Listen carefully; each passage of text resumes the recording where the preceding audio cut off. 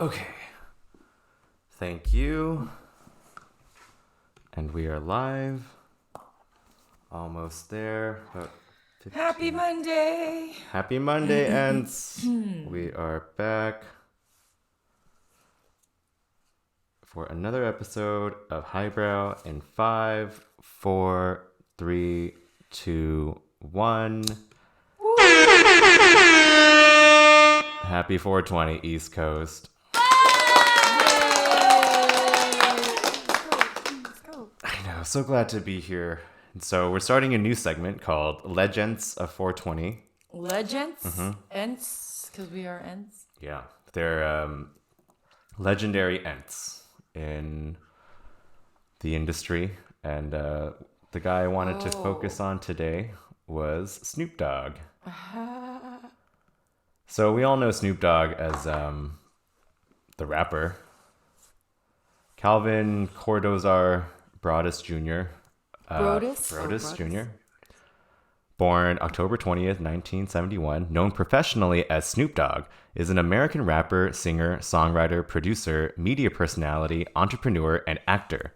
His music career began in 1992 when he was discovered by Dr. Dre and featured on Dre's solo album Deep Cover, and then on Dre's solo debut album The Chronic. He has since sold over 23 million albums in the United States and 35 million albums worldwide.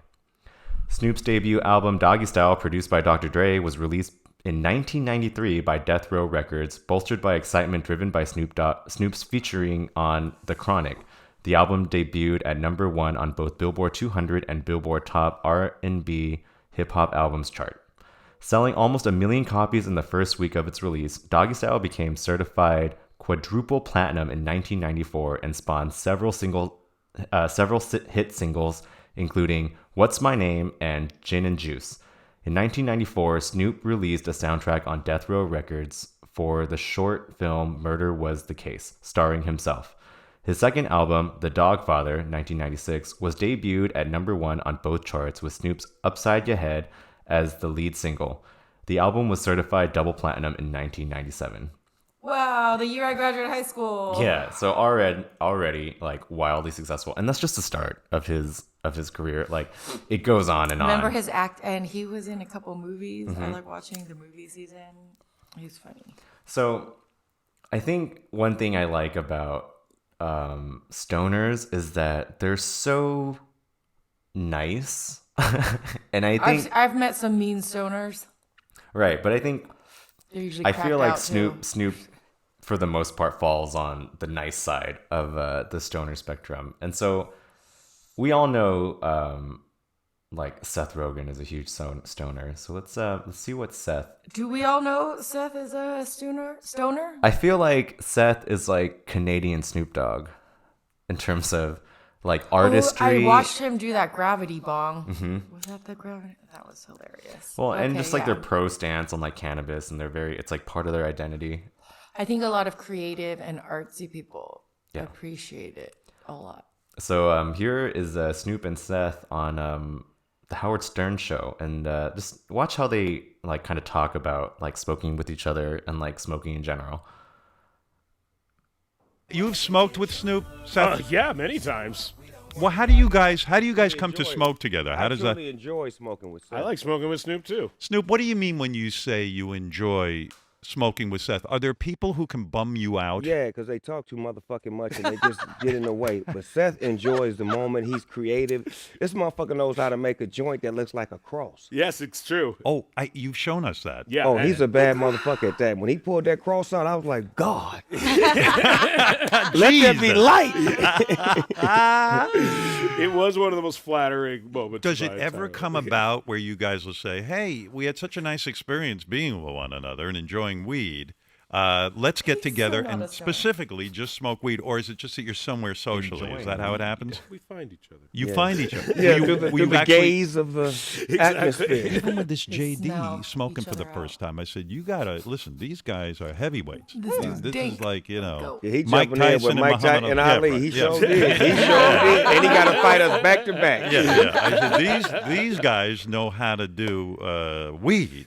They really do, and you got to be careful. I told him, and tell me if this is right. Maybe 3 hits. I'd start with one. One. Yeah, Right. I Seth say has half already of one. one. Yeah, hit. exactly. You don't realize Just how pull and strong that push. stuff This is. is from 2 guys who have had too many motherfuckers come up and get way And too fall out. high. I had a lot of people just, hey, my dream is to smoke with you. Bang. Hey, he dying. I'm gone.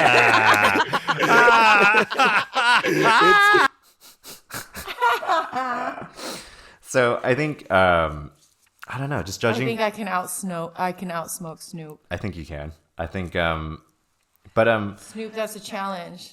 Well, Bring out the dab rigs too. If you want to just do flour, we could do flour. I'll still knock you out. I'm just kidding. you have to. Well, yeah.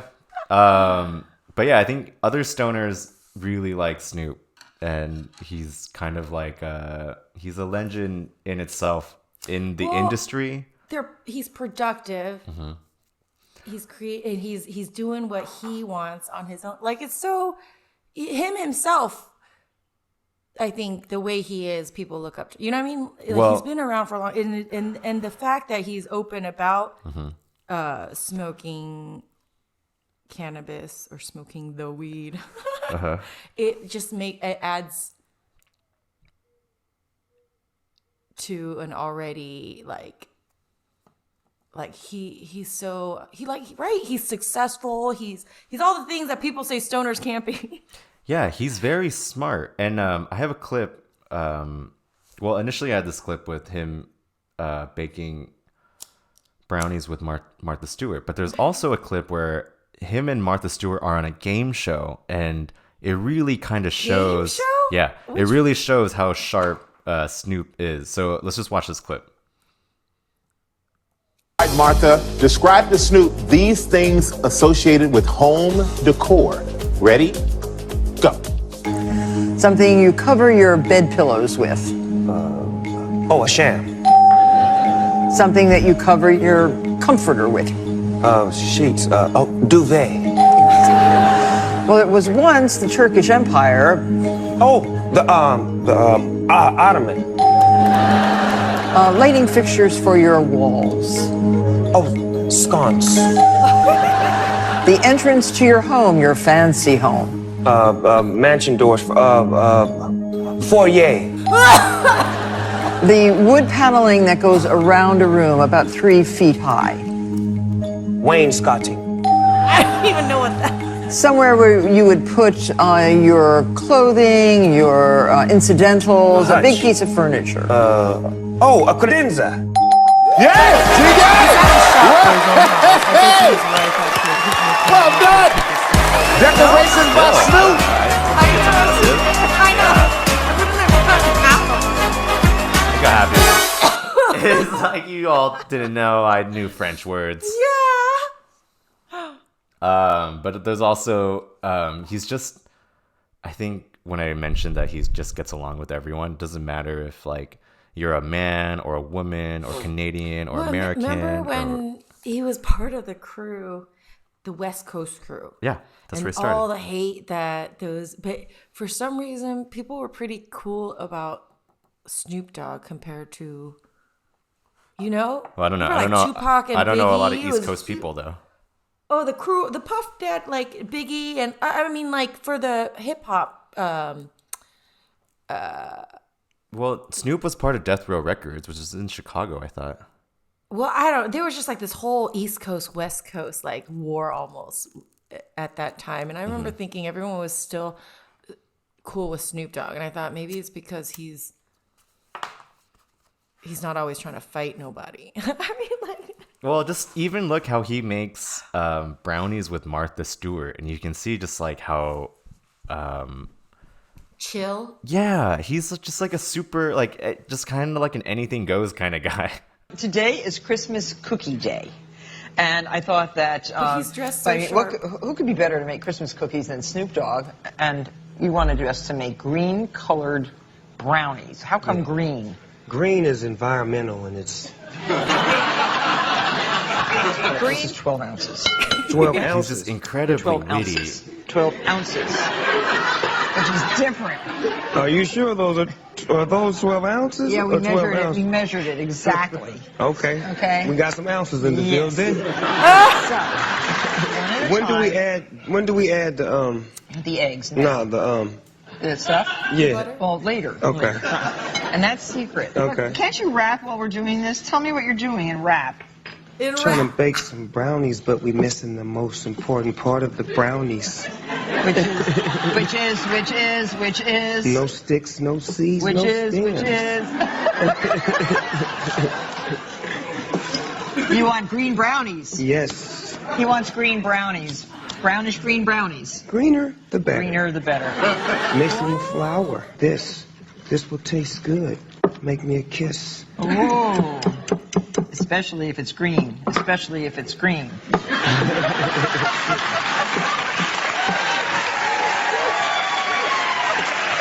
Now they all want green brownies. So bake these at 350 degrees. Why not bake them at 420 degrees? Because they'll. Does it taste good? Mm-hmm. Would you eat a brownie? I just did.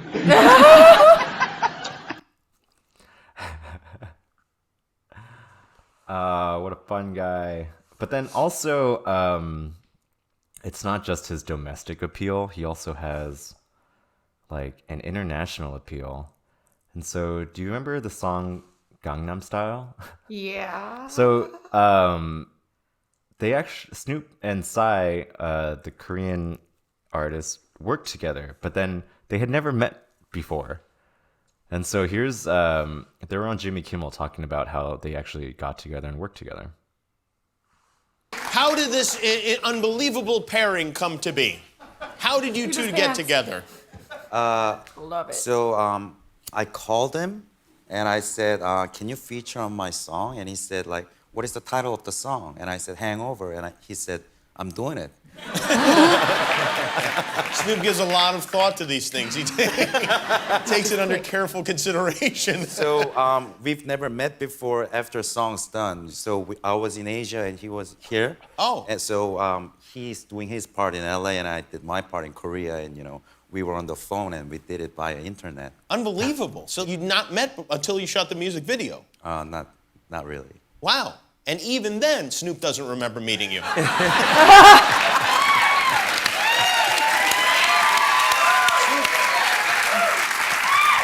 You went over to South Korea to shoot the video. Yeah.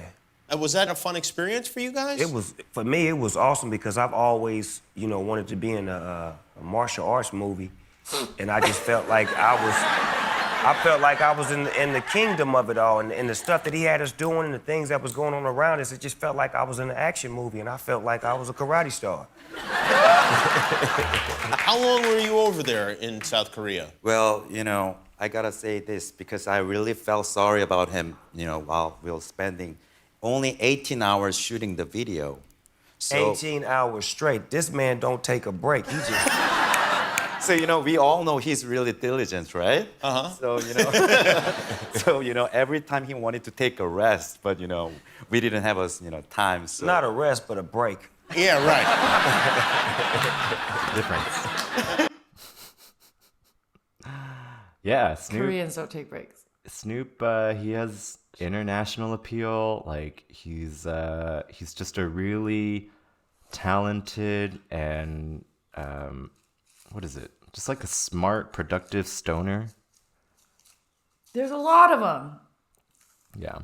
He's just one of our legends, I guess. That's why he's a legend. Oh, he's the OG. Like he's because he was the one that was like outspoken about cannabis before it was mainstream. Well, it wasn't. I mean, I think it started even before then. 70s, 80s, at least in California, people who were very...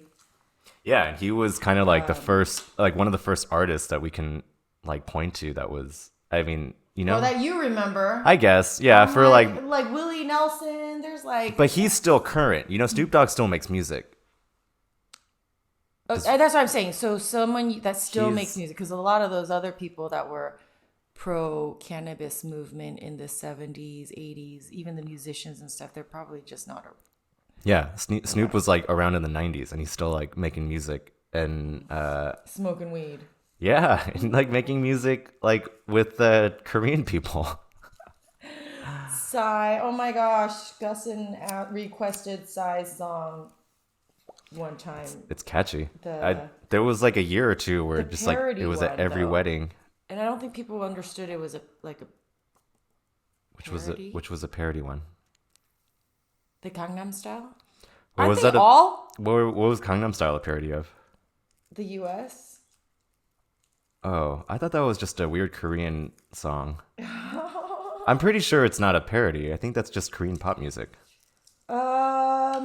He's not a normal K-pop star. It was more. Do you think he's like a Weird Al? When he made music, yeah, he wasn't trying to break into like K-pop. He was. When he originally started, it seemed like he was just kind of making fun of the whole situation in Korea with their K-pop stardom stuff But yeah, even for the Snoop American influence to be that is had over there. yeah, but Snoop just to be so willing and like so easy to work with. The lighter. Oh, that one. Yeah. Yeah, for like people like even like Which is Psy. why I think he even got into acting and stuff. Well, I guess No, not all hip hop people get into movies. I was like, wait, do they? Remember Ice Cube and Oh yeah, Ice Cube's another was one. like- But yeah, no, he just seems to not. He seems to not take it too seriously, but serious enough to do good work. Do you know what I mean? Like whatever he's doing. and even like he's an obvious family man. You know, well, I mean, with his kids and his wife, like he's been with his wife for how long? That in itself is like, wow, after being in this industry and like, you know. Yeah, he's a surprising. So there's a lot of Role reasons model? why people, yeah, I think besides the being a successful stoner, which is a great role model for Yeah, us. there's not is a that lot of. He's got all across the board. He seems to like keep his shit together. Yeah, do you know any like controversies that he's been a part of? I can't think of any off the top of my head. No, that's what I think. I think he's just always like, even if groups that he's involved with might find themselves in controversy, though, it's always like, oh, but you know, he's been smart about it, not like Yeah, he chooses his battles wisely. he seems Probably like why he's still alive and having fun. he seems like a fun guy to hang out with.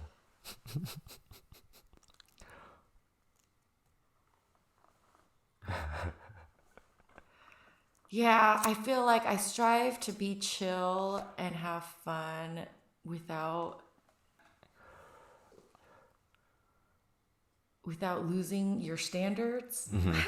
You know, I feel like that happens a lot if you're going to be able to get along with everyone, that a lot of people end up losing a bit of themselves, where he's always kind of just been him and cool with everyone at the same time. Maybe a little like, I don't know what Koreans think of Psy.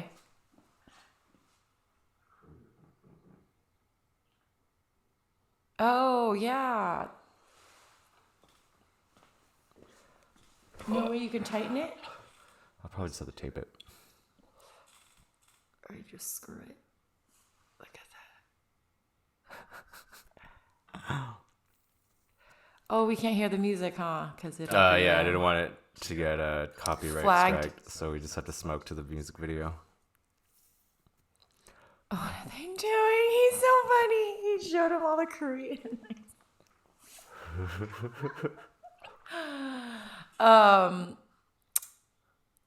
I know. I want to go to Korea.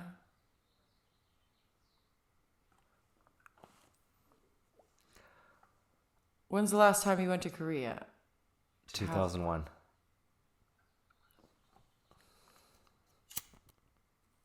Mine was over 30 years ago. Oh my When I was like 9?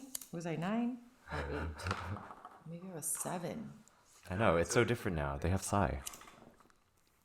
It's totally different. I'm sure. I mean, we stayed in an apartment, a high-rise apartment in Seoul when I was there, and there were chickens in the hallway. So I don't think we'd find that now.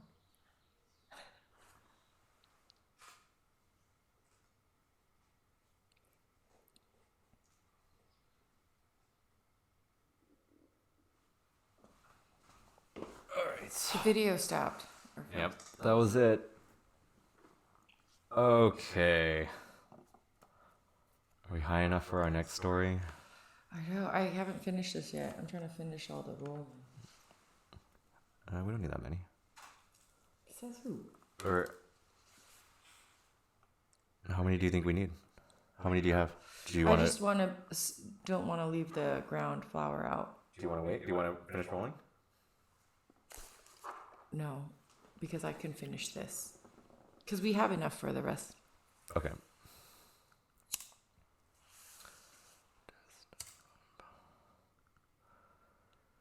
So there is an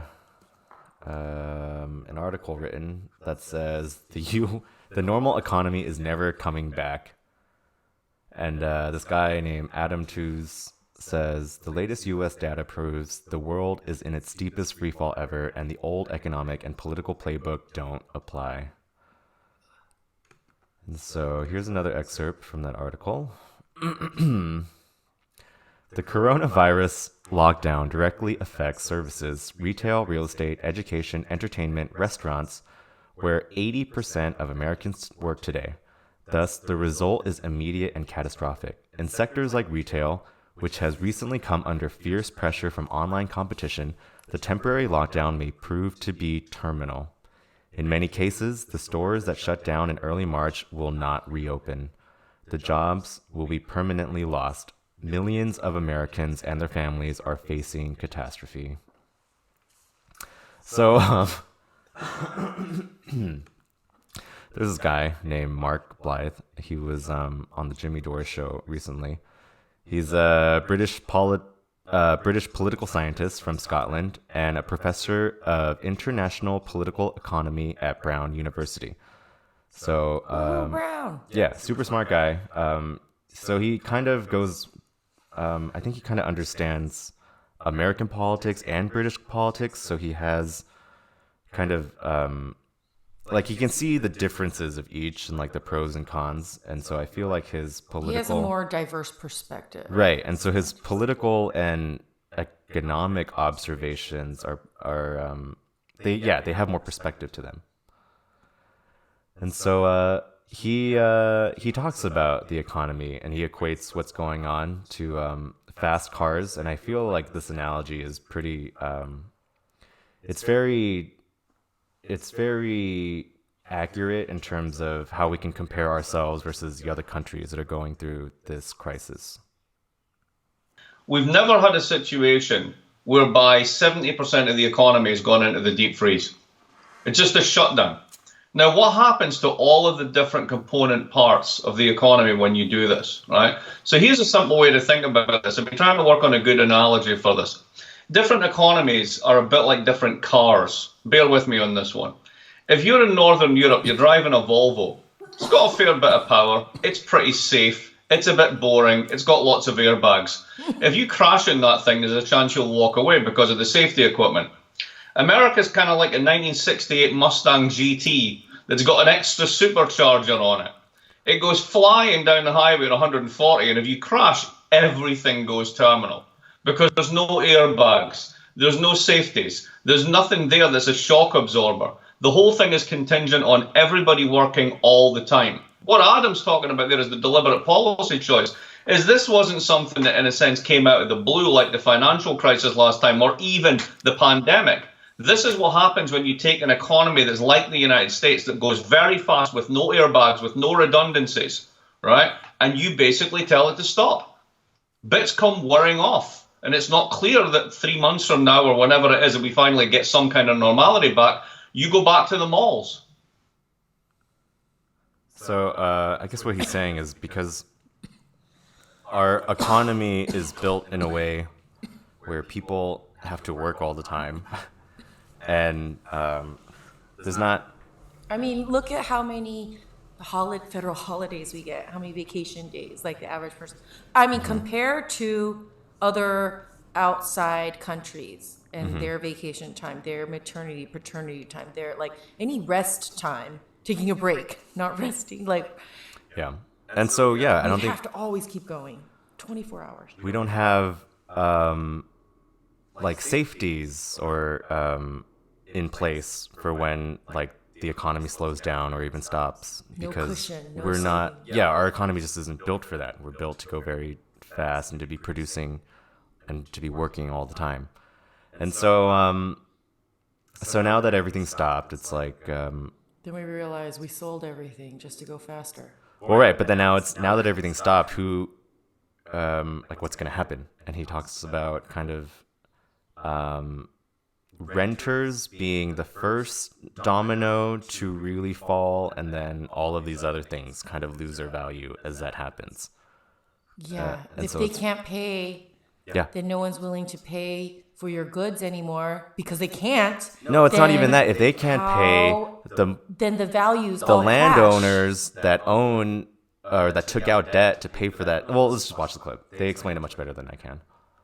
So let's talk about the surge in public debt, because that's what people can't. They don't have income, so they can't pay their rent. They can't pay their mortgage. Now we're getting this piecemeal mortgage deferment, which is nothing.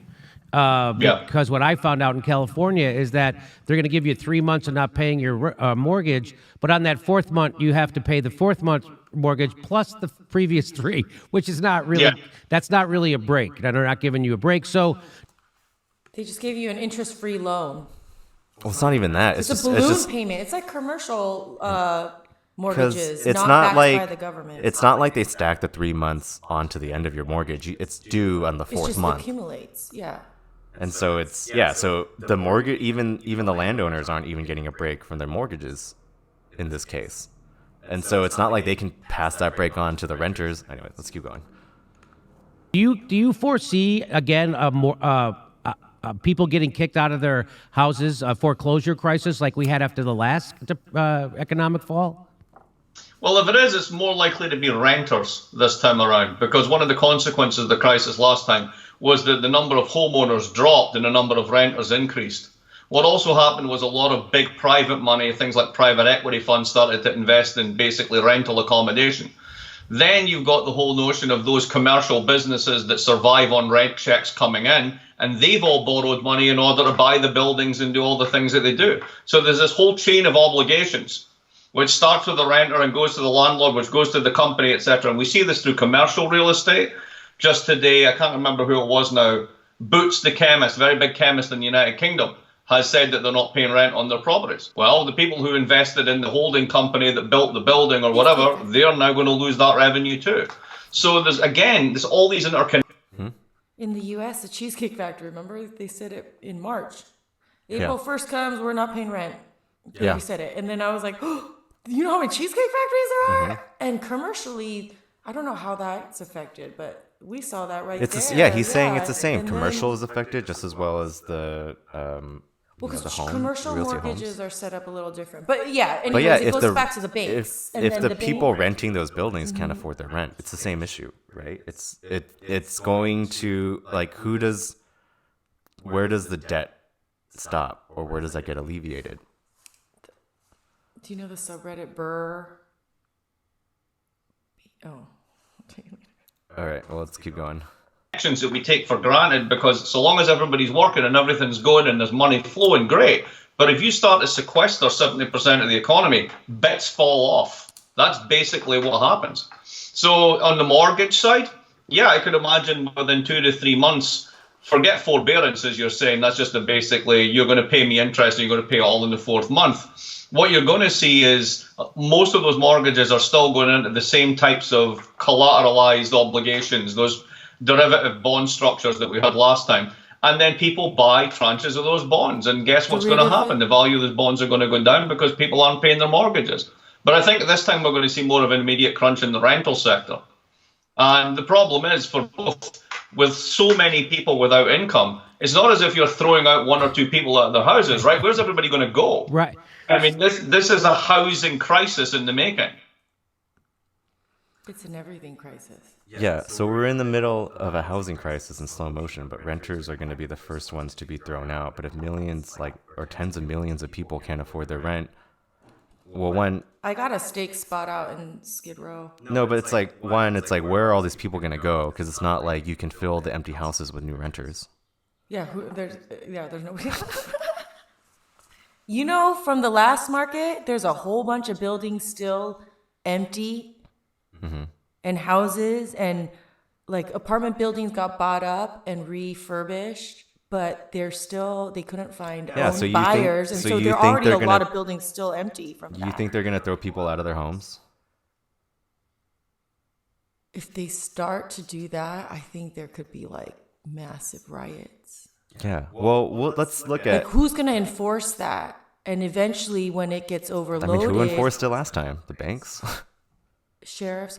Yeah, that's when people start... But that's what I'm saying. There's leftover, so now it's even bigger. Way bigger. We didn't have a... But it's like foreign investments coming in. Those houses are being snatched up.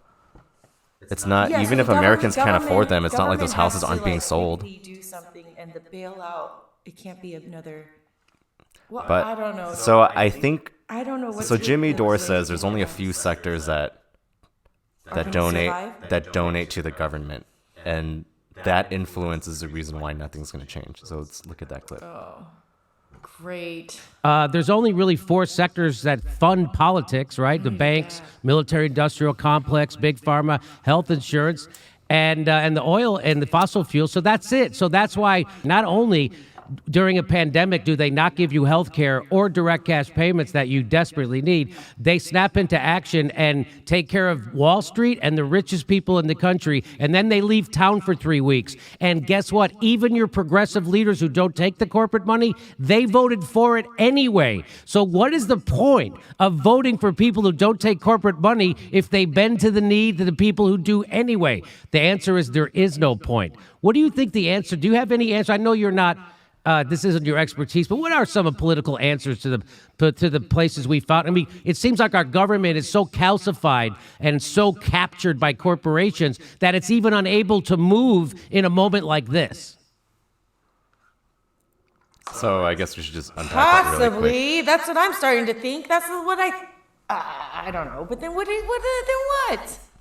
Yeah. Then Like what? what? Then It's what true. else? Is Leave the country? well, let's see what Mark has to say. Are there any countries? Well, part of it is the partisan division.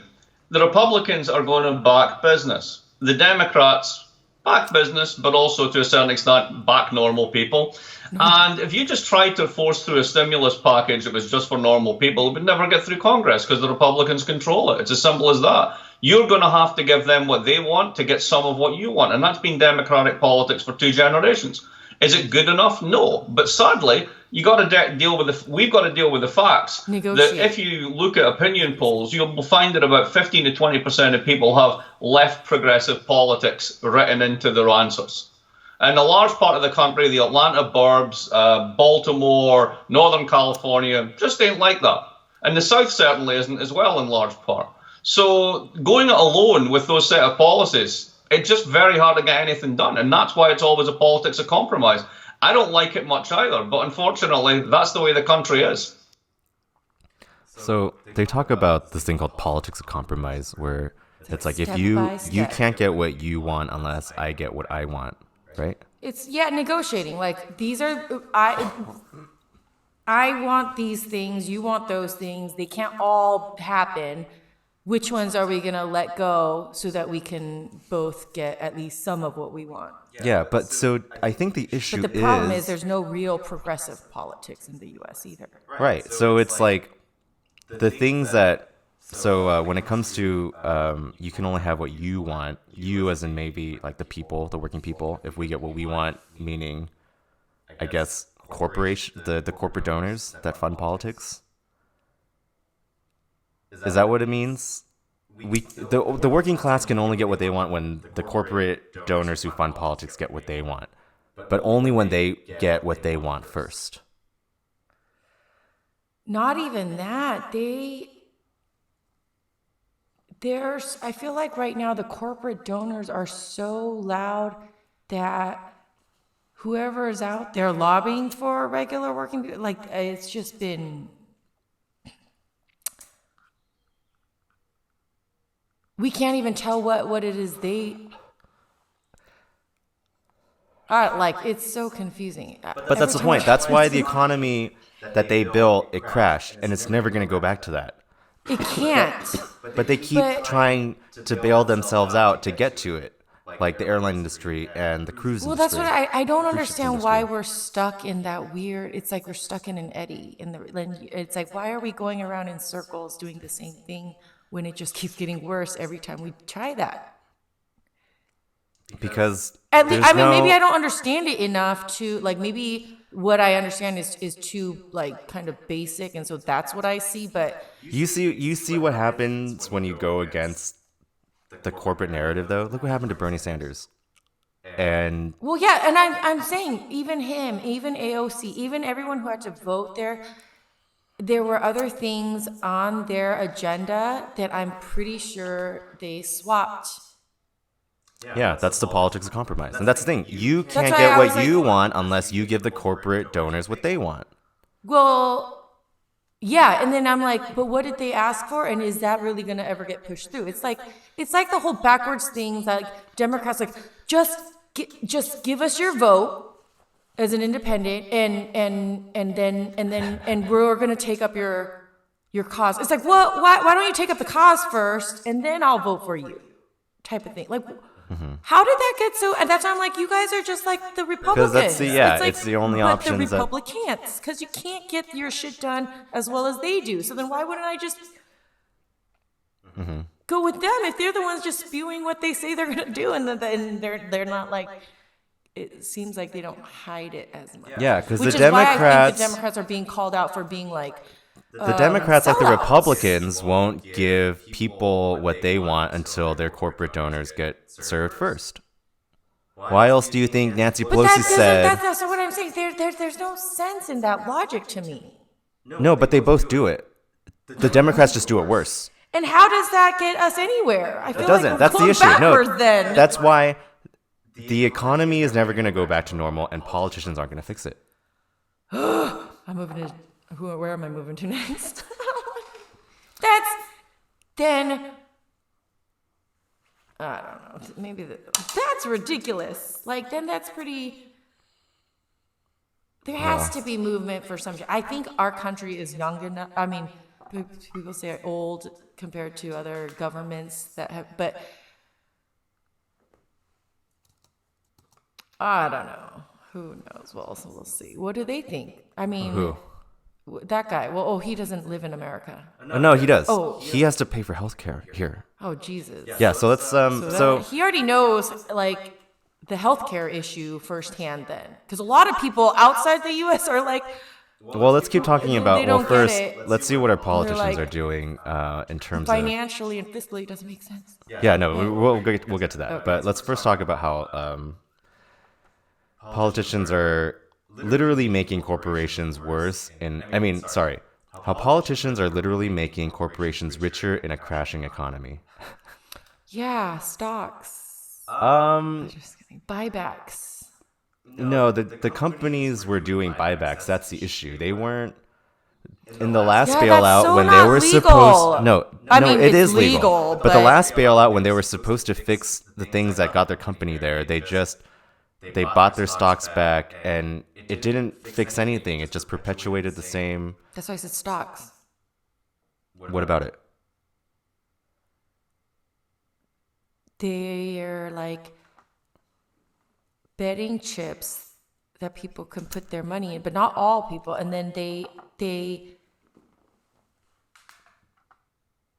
it's like gaming the system. And I can't explain why, but I don't understand why buybacks are allowed.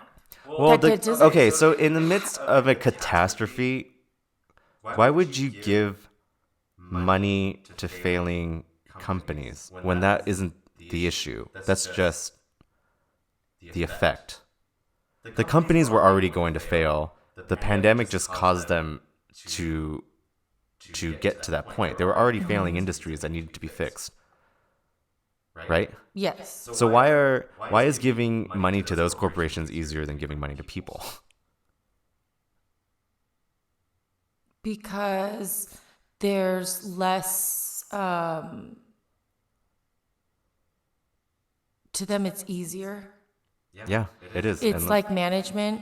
Instead of trying to reach 20,000 people, if you can just get the heads, like groups of leaders of 1,000, then they redistribute. The thing is, we don't. Yeah, we call that trickle down economics, but it never works. Yeah, Or supply side economics, it doesn't work. Not for business. That's like, how do you?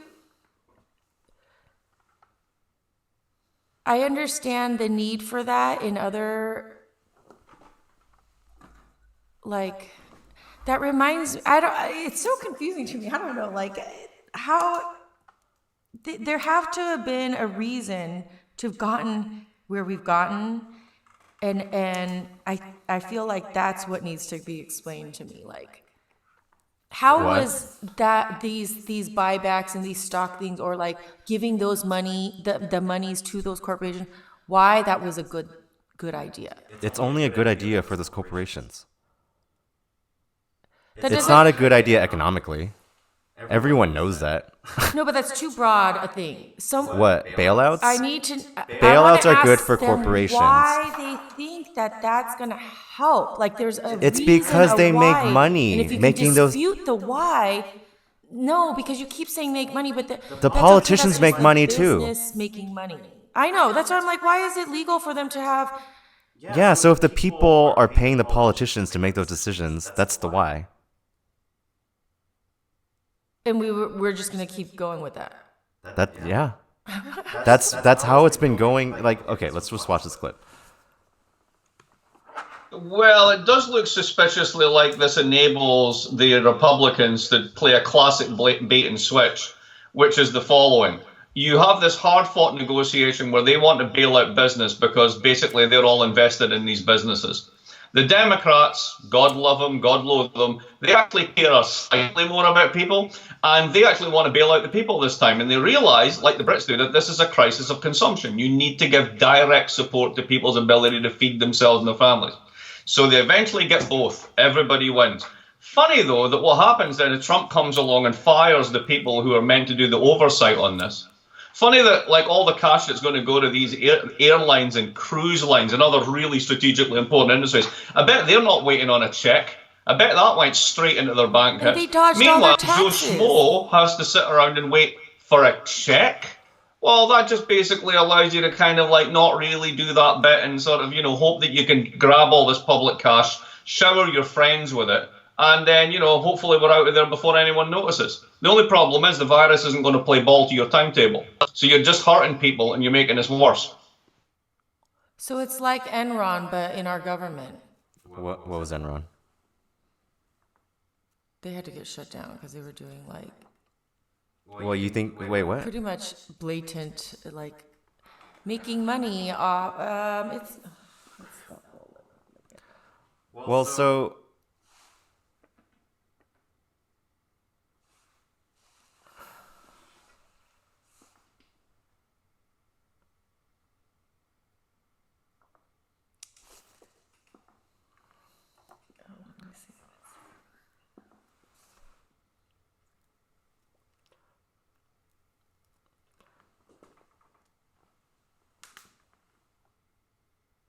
well, there was a whole.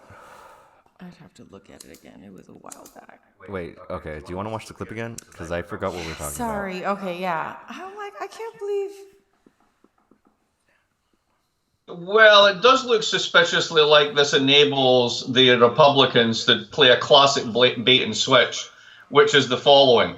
You have this hard-fought negotiation where they want to bail out business because basically they're all invested in these businesses. The Democrats, God love them, God loathe them, they actually care slightly more about people, and they actually want to bail out the people this time. And they realize, like the Brits do, that this is a crisis of consumption. You need to give direct support to people's ability to feed themselves and their families. So they eventually get both. Everybody wins. Funny, though, that what happens then is Trump comes along and fires the people who are meant to do the oversight on this. Funny that, like, all the cash that's going to go to these airlines and cruise lines and other really strategically important industries, I bet they're not waiting on a check. I bet that went straight into their bank hits. Meanwhile, Joe Schmo has to sit around and wait for a check.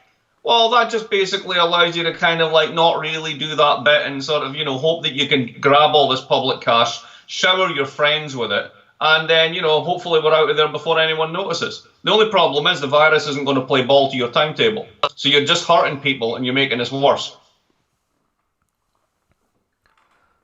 So I think what he's saying is that every time there's a crisis, every politician, they serve their donors before they serve working people. They have to make their paycheck. It's like the same problem the working people have. Where are they going to get their next paycheck? Right. But it's... Yeah, so The thing it's is, just, they don't do care. get a paycheck. It's like, how is your Congress people? It's like they get 150,000, 200, 300, whatever thousand, and it's like, how did you make out of the year making 150 million? What were said in your briefings? Yeah, that got so you to buy a lot of that's what I'm things, saying. like- The politics of compromise will only serve those industries before they serve people.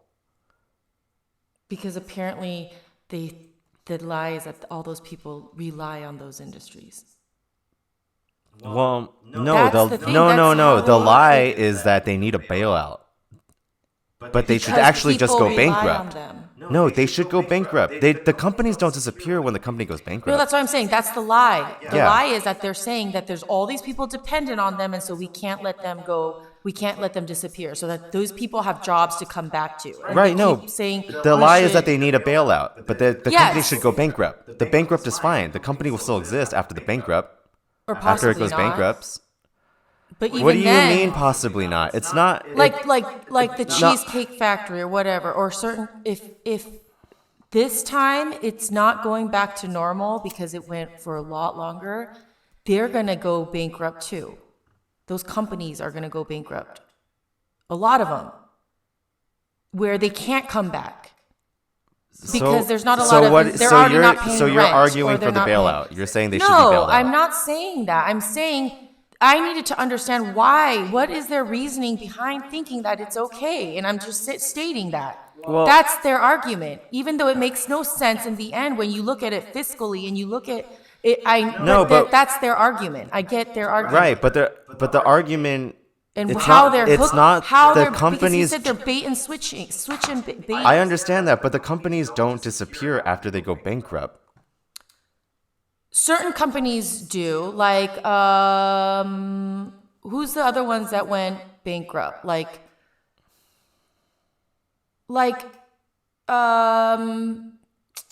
who was the last one? Toys R Us. Are there any more Toys R Us? I guess not, but there are different types of bankruptcies. Blockbuster. That's what I'm saying. I'm not saying they're all going to disappear. I'm saying there's going to be a lot because they're not ready for a bailout to bail them out for a runway But this long. a bankruptcy gets rid of the debt, right? And you have to sell off assets. if Yeah, you have any, and if you why don't bail have them any- out? Why not just let them go bankrupt so they can get off? So the government doesn't have to spend money paying that debt. Why not just let them go bankrupt? I don't know. That's what I'm saying. No, Ask them. this is the reason is because politicians would rather give the corporations money than the people. I know. We're going back in a circle. I said because they need to make their paycheck. I know, but you were saying the argument was that Their argument. is that the people need those jobs, Yes. but That they also need a paycheck. And who's going to give them a paycheck if there aren't companies left to pay or whatever? yeah, the company would still exist after. And a that's why bankruptcy. people often That's that the I think lie. that's where it comes up to UBI. UBI is not the answer. No, I know why other people come up with UBI as being a solution. You might not think that, but other people do. And I've heard it plenty of times. No, I know, but it's Just because you don't think it doesn't mean that's not a solution that's been presented to a no, problem. but okay, UBI I feel like is a band-aid for not increasing wages. The moment you pass UBI, you have an excuse not to increase wages. And so we're going to be are stuck. they going to get rid of minimum wage? No, I don't know. Then they can't do that. If you're not going to get rid of minimum wage, how are you going to do that? And for the system to correct Yeah, itself after imagine. you remove minimum wage Look is going to at be all horrendous. look at all the industries that rely on tip in the United States. Mm-hmm. You think that's going to change?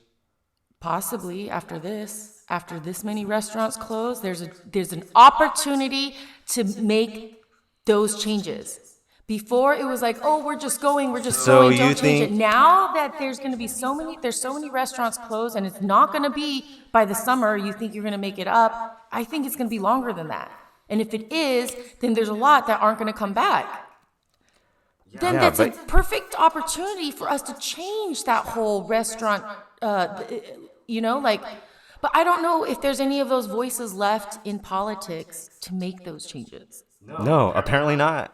Which is, going back in circles. All right, well, let's see if Is this our search for a possible solution? So the Democrats aren't any better. Hold on, let's just watch this clip first. The Republicans. I would like to think the Democrats care about working people. In fact, that is a myth. And Barack Obama was George Bush 2.0, and that's why we got Donald Trump, because people were even more desperate after 8 years of lefty politics from Barack Obama, who one time slipped in an interview that he was doing with a foreign news agency and said that his policies would actually be considered moderate Republican if this was 1980s. So we all know that Barack Obama was actually Republican. Nancy Pelosi was the one who stopped direct cash payments and wanted to put a means test on the Republican idea of direct cash payments during this pandemic. Nancy Pelosi and Chuck Schumer were the ones just as responsible for this bill and screwing. And then after it was revealed that the people got screwed in this bill, Nancy Pelosi's fix was to go lower the taxes for people who make over $250,000. I mean, that's just the way the gears work. There's one party in this country, and it's a money party. Now, I don't know economics like you do, but I certainly know politics, and there ain't two parties in this country. Nope. Yeah, so there we go. So can you imagine things getting worse? As they've been? So this guy... we've come to a complete halt, pretty much. Have we? I know. Once the essential workers are dead. How is it that Congress don't feel their jobs essential at this point? Huh? Because they'd rather take a break. So Austerity is a book that Mark Blythe wrote, and it's the history of a dangerous idea. So here's an excerpt from, I think, from the synopsis of the book. Governments today in both Europe and the United States have succeeded in casting government spending as reckless wastefulness that has made the economy worse. In contrast, they have advanced a policy of draconian budget cuts, austerity, to solve the financial crisis. We are told we have all lived beyond our means and now need to tighten our belts. This view conveniently forgets where all the debt came from, not from an orgy of government spending, but as the direct result of bailing out, recapitalizing, and adding liquidity to the broken banking system. Through these actions, private debt was rechristened as government debt, while those responsible for generating it walked away scot-free, placing the blame on the state and the burden on the taxpayer. So this idea... Satoshi, if you're out there and you need someone to apprentice, I want to run away forever for good, and then come back to... I'm just kidding. So this idea of austerity... Destroy a banking system. Do you understand what austerity is? No, probably not. Even after reading this? Austerity? No, I wouldn't know from... So it's... Should I look it up? It's right here. I'm trying to explain it to you. Austerity is this idea that the solution is to cut austerity is this idea that government spending is the problem. The government is spending too much. And so in this pandemic, Andrew Cuomo is trying to cut, even trying to push Medicare cuts. And can you imagine in this pandemic even more government cuts being put out? Like OAN was trying to push, is asking Trump about payroll tax cuts. Mm-hmm. Like all of these things are going to be cut, and they're trying to argue that it's a good thing. And austerity is... I know. I had told you that when I said they were going to end up in getting Medicaid, Social Security, all those things are all going to get cut. Right. So it's called austerity. Like, that's not going to happen. When you defend... Now you're telling me it is. Great. So do you understand what austerity is now?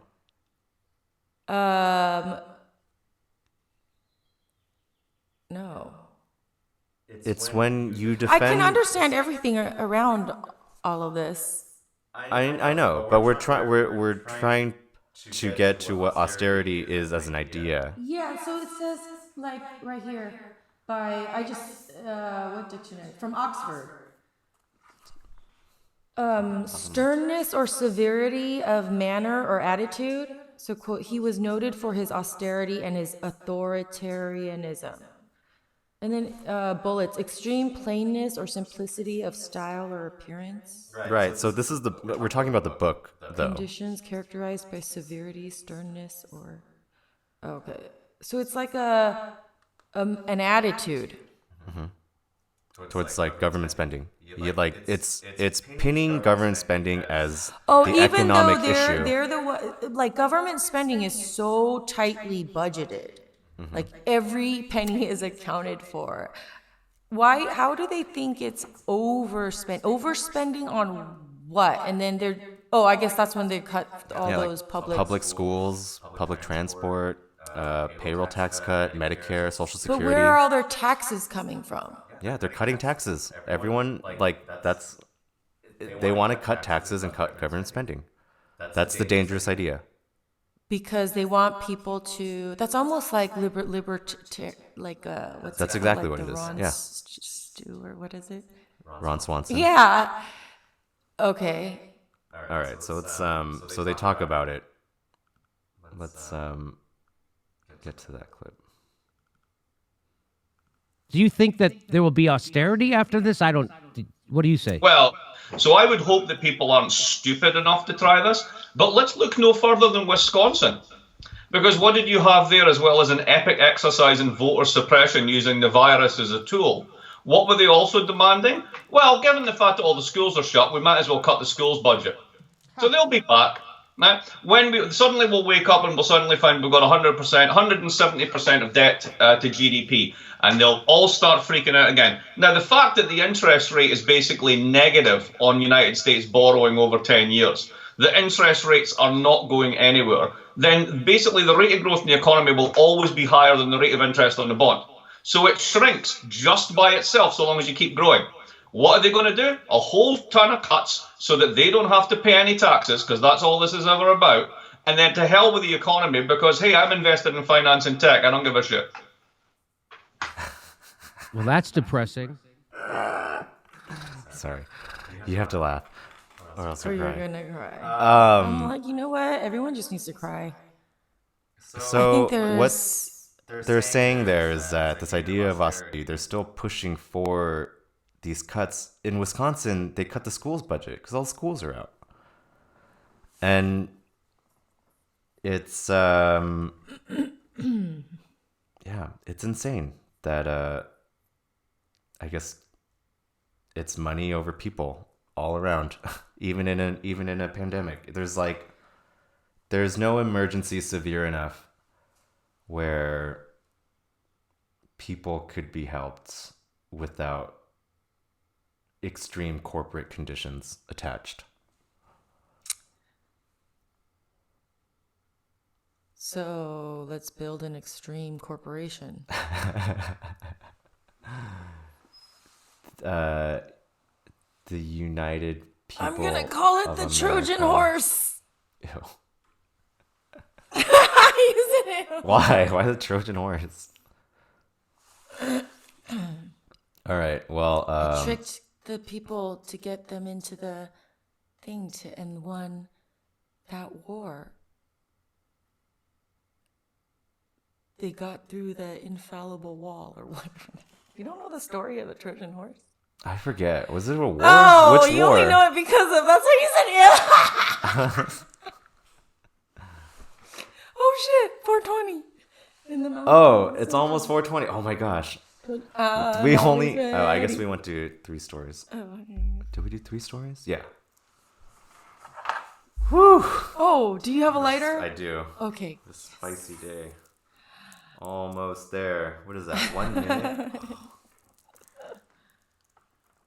We have U.S. healthcare worst system you could possibly imagine. UBI is not the answer. We're gonna do. And Ignore debt, says economist. Year of Jubilee is the answer.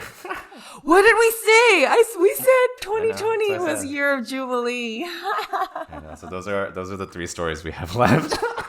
I've been trying to name them as I go, so you can kind of see that these are kind of the final names are going to be. We just went over U.S. economy never going back to normal, and corporations get richer in crashing economy thanks to politicians. Normal. That's a lie too. All right, 5, 4, 3, 2. Happy 420.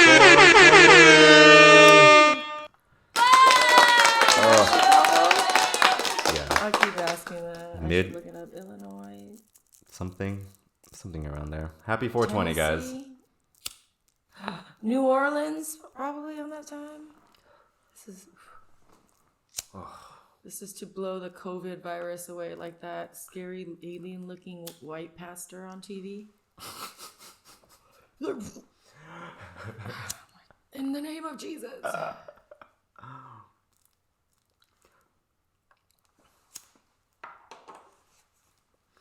All right. That man's got to rethink his eyebrows.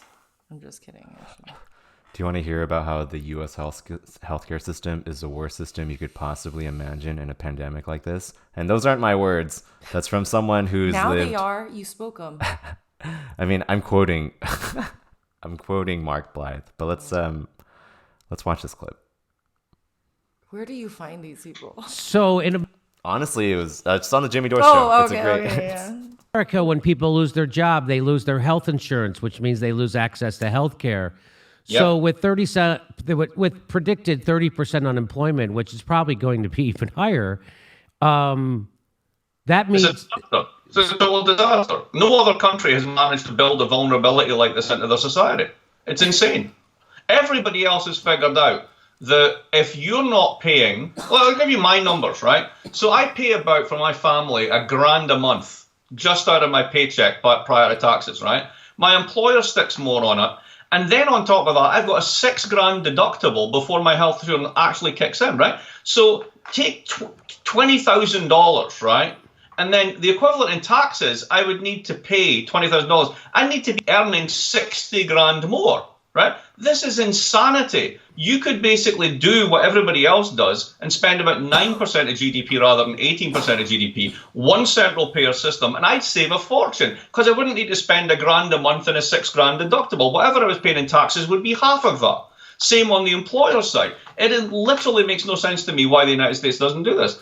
The payoff to employers if you had central funded taxes, right? Every time you hire someone, the wage has to go up by a third to cover benefits.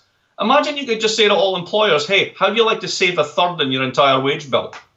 Why doesn't everybody think this is a good idea? I literally don't get it. And now in the middle of a pandemic, this is the worst system you could possibly imagine. His eyes almost rolled back around. He pays $1,000 a month. His employer pays on top of that, and then he has to pay $6,000 more just for his deductible. So yeah, when he has to use his plan. Oh my god. Yeah, that's nuts. There's more. I've been an American citizen my whole life, and I've been uninsured for the majority of it.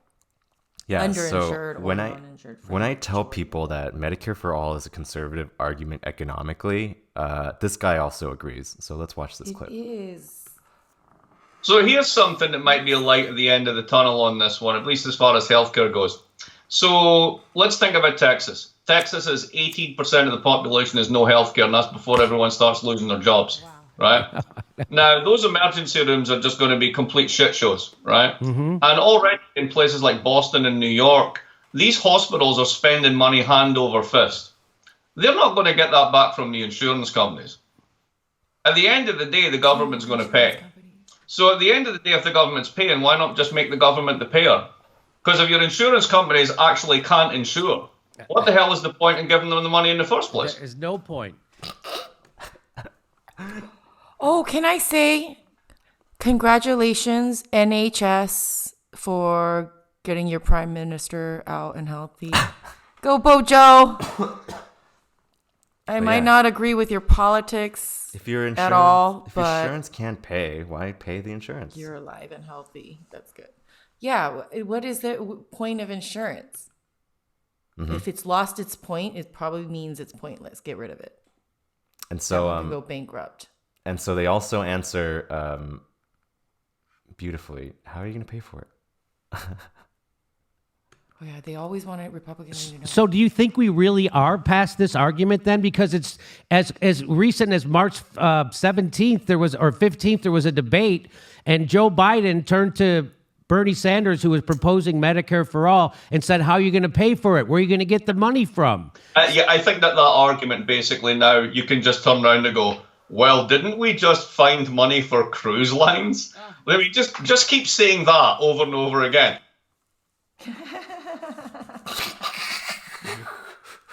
It's not just the Republicans, Democrats too. Where are we going to pay for it? Where are we going to find it? They're repeating the same thing. It's like fucking, we got some parrots up there.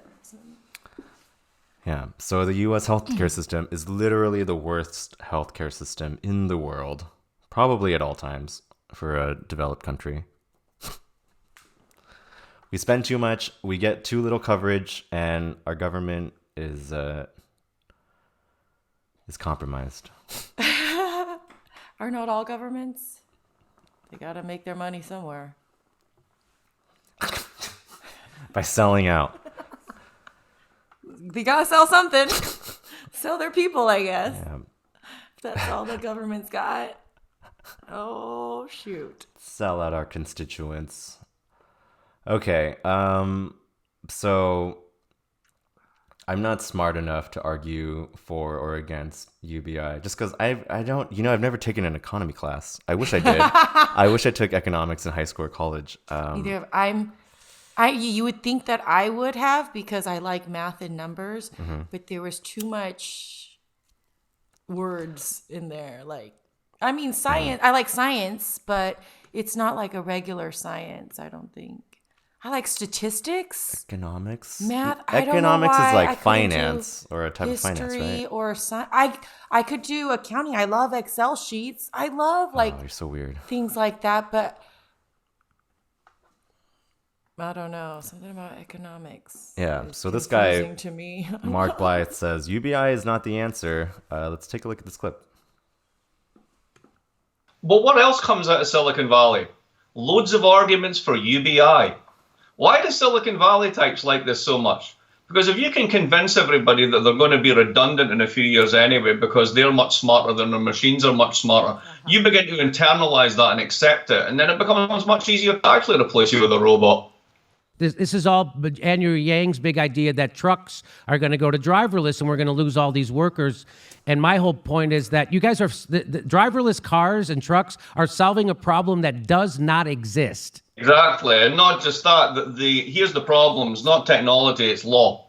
So when you write an algorithm that tells the car, bus of orphans, bus of nuns, always hit the bus of nuns before the orphans, the minute you write that down, your liability just goes through the roof.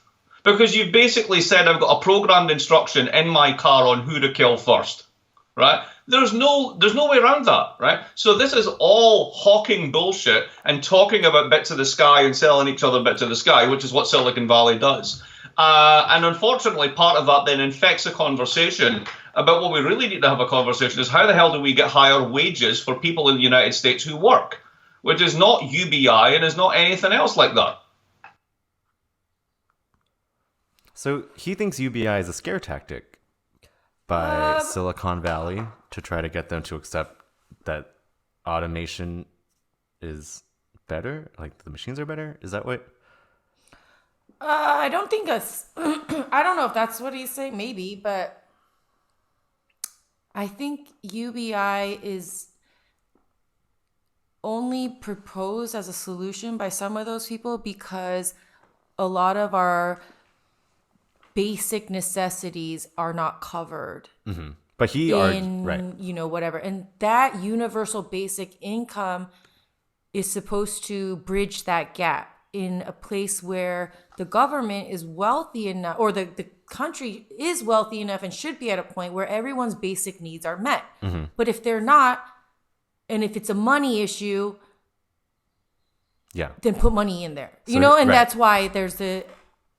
So his So argument. I don't know why he thinks it's a scare tactic from like that. I think that's like a very conspiracy theory type of thing. Right. Well, his argument for that issue where people need to make enough, like a living, they need to make enough to cover the basic necessities is to raise. Yeah, water, food, Right. rent, all the things, even healthcare, all So the his- things we believe we need. So his argument to solve that is just to appropriately collect taxes so you can raise the minimum wage to a living wage. And so let's take a look at this. But then, okay. One of the ways that you do it is you actually get people to pay taxes. There's a very simple one. You could just pay some taxes. Consider this one. You don't need to go back to Eisenhower's level of 91%. Let's just go back to the 1980s. If you went back to the 1980s level of taxes, you would be able to redistribute equivalent to about 2 to 3% of GDP right through the wage structure. Right? That make a huge difference in people's lives right there. Imagine you got corporations to actually pay taxes, because basically they don't pay any if they're any good at this. Apple hasn't paid taxes in years, right? These big tech firms specialize in this stuff. There's a great work by an economist called Gabriel Zuckman. He's got a book called The Hidden Wealth of Nations that goes into this. It's all about taxes and tax havens. If you manage to get your hands on that and then basically use that for healthcare, etc., for public goods that basically that work as kind of subsidies to wages, right? You don't have to spend this money on health insurance because it's being paid for another way. Just basically taxing would be a really good idea, but we don't do that. We just cut taxes on people and then scream about deficits. Yeah. I don't know. Yeah, we have a very big aversion to taxes, which is weird. I'm like, okay, and you know they sell you on it by saying like we're not communists, but I'm like, but we do live in a community, and we have societal things that are necessary in order for all of us to stay healthy. So best way to do that is a government who can collect and redistribute appropriately. Yeah. But if the government is unable to do that and unable to change its own rules to collect that, then what faith do the people have in that government anymore? You know what I took a sociology class in college, and my teacher said that the United States government is a gang, and if it wasn't the all biggest, governments run like mafia. But I think what's happening is there's actually a bigger gang, but they're more subtle. Of course, it's the corporations. Yeah, it's all those people he listed that could have paid taxes. Even you don't have to be paying, like you said, 91%. But you also obviously are making some profit, especially if you're selling. Like, obviously, you're doing okay enough to pay some taxes. Yeah, and they're getting away with So they would rather have the government give UBI than to raise their wage to cover the basic necessities for their employers. Well, and also, though... Can't you imagine Walmart going for that? Amazon? Yeah, and these corporations, what about... Like, why... I think they should be for... Why aren't those big corporations fighting for...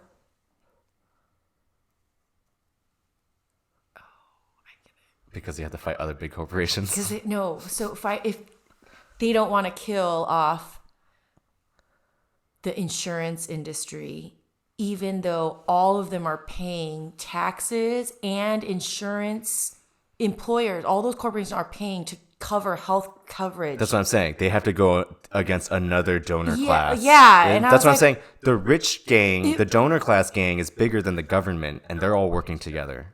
Do you know what I mean? That's what it feels like. We just make our own bank. I'm just kidding. I keep saying that. Yeah, I mean that's what blockchain is that supposed just adding to be. to the problem? No, you need solutions beyond don't be a Trojan horse. what they're. Yeah, let's make a bank.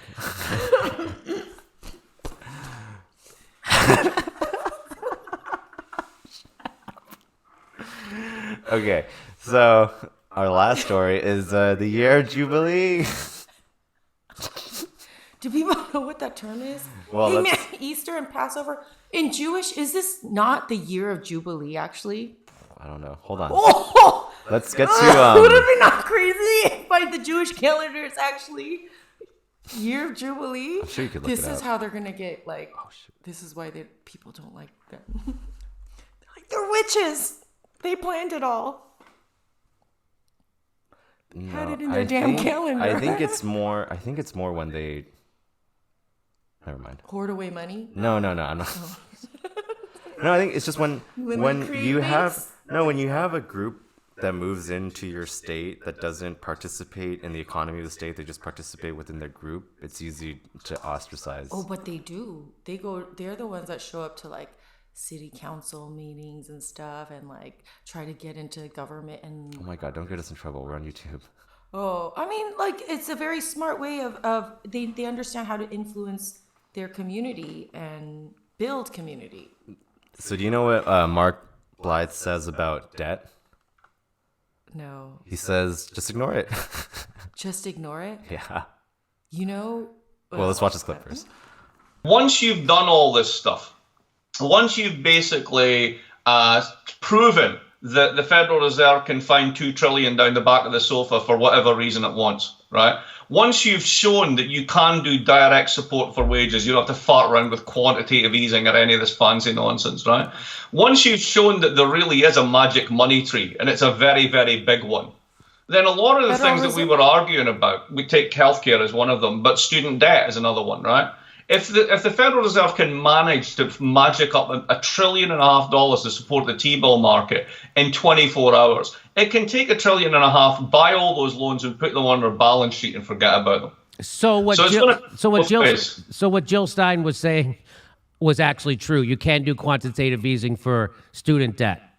Well, it's not even, you don't even have to call it that. I mean, basically, what the Fed does is buy assets from the market, right? Yeah. And then swaps them for cash, right? Right. So if these loans are assets, then they can just buy them, put them there, call it something like the Millennial Insurance in the Future Fund, and give it an acronym, and then just forget about it over time, and basically some way that it'll be made to disappear in the way that lots of mortgages and other things are already on the Fed's balance sheet. Deficits don't matter, and debts don't matter, and not just in moments of crises. Right? That's what's really pushing the envelope here.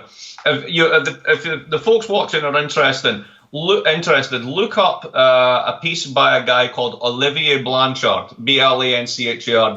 Came out at the end of last year. He's the ex-chief economist of the IMF, and he wrote this piece basically saying, long-term debt, it doesn't really matter because interest rates are so low, and over 5 decades, the rate of growth in the economy has been higher than the rate of growth in the debt on 4 out of 5. So to be obsessed with debts and deficits literally makes no sense. So why don't we just chill out about it? That's the ex-head of the IMF. Debts don't matter and deficits don't matter. That's what the ex-head of the IMF says, and that's what that economist agrees with. So to be so obsessed with debt and deficit, it just doesn't really matter. You could literally forgive student debt. My subreddit, the Burr, and it's the Federal Reserve, and they're just like printing money, pushing the print button. Burr.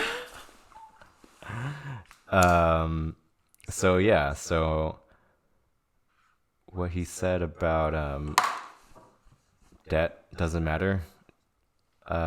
He also added this on top of that as a solution. So a landlord has a debt, right? Because he owns that building he borrowed from the bank. And so he takes his rent money and he pays his mortgage note. So now nobody has rent money. So now that landlord has to kick out his renters and get new people in who have money. Problem is nobody has any money, right? That's the problem this time around. This isn't like 2% or 5% of the market. You're talking 30% of the market, or perhaps even bigger. There just isn't another person to come in and take it. So what you get in these situations, and what we're going to have to face up with on the public side and on the private side, is some form of generalized debt forgiveness.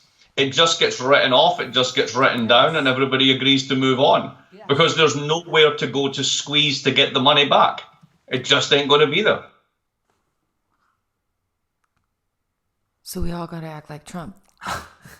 Got it. Just ignore the I'm gonna debt. go order my gold-plated everything. All right, so let me pull this up really quick. Wait, I gotta build a business first that I can bankrupt.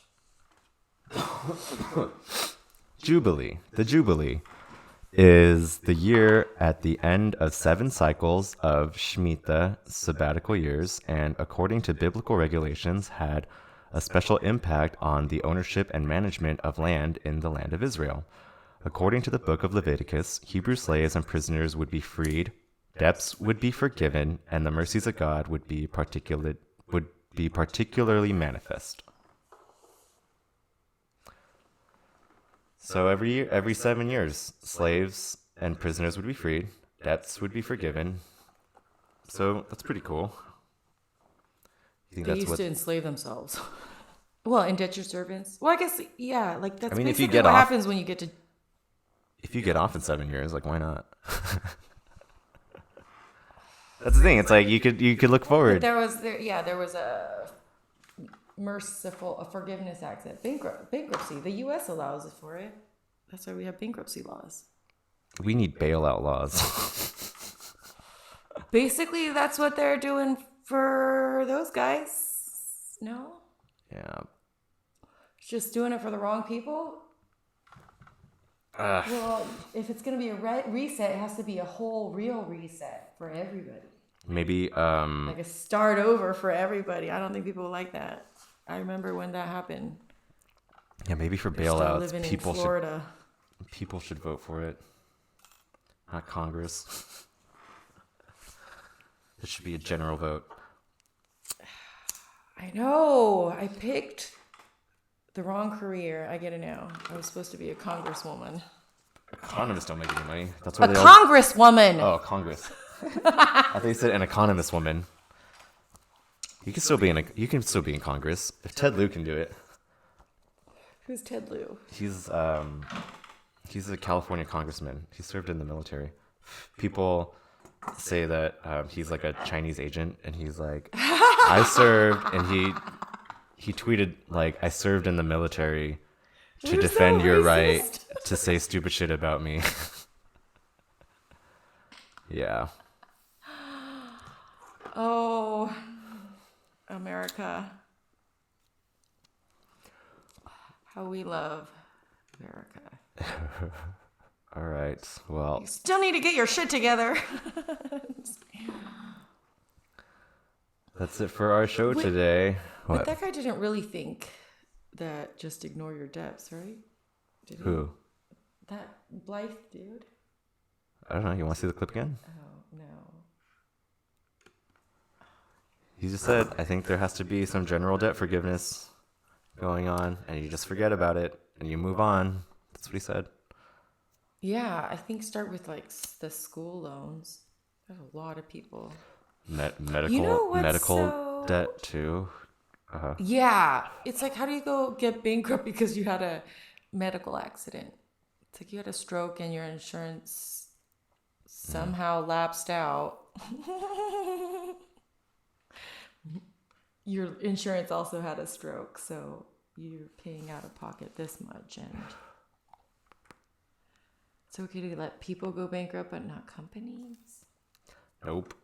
Not when the company's on the politics. All right, we gotta go. I'm too high for this now. All right, yes, we gotta go fill out some forms. All right, thanks everyone. Bye. Oops. And remember, What was that noise? it was the Glockenspiel. It's my favorite sound. If you don't have buds, we're your buds. Tune in tomorrow. Have a good one. Bye.